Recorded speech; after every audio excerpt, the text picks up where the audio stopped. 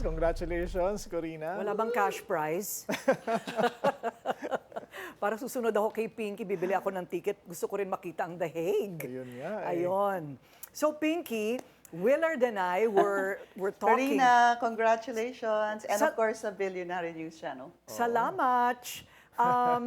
Pinky, Willard and I were just talking about, shouldn't the Philippines again be part of the ICC? Ikaw ang nakakaramdam dyan. Di ba, Willard? Ano? What do you think? Yeah, tingin ko, oo, dapat. Dapat. For consistency sake.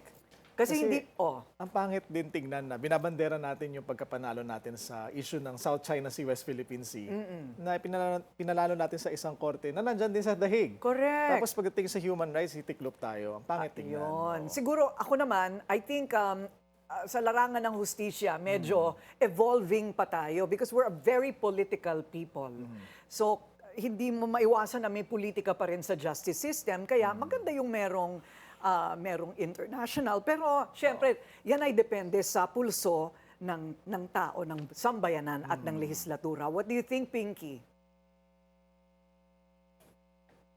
Hindi ba, Corina Willard, may ilang mga mambabatas na isinusulong na yan na bumalik tayo sa bilang kasapi ng International Criminal Court via the Rome Statute? Tsaka ano ba yung talagang dahilan bakit tayo sumali in the first place? Kung pinaniniwalaan pa natin yung mga dahilan sa ating pagsapi dito, ay siguro naman good yung mga intentions noon, ano naman yung dahilan kung bakit hindi tayo babalik?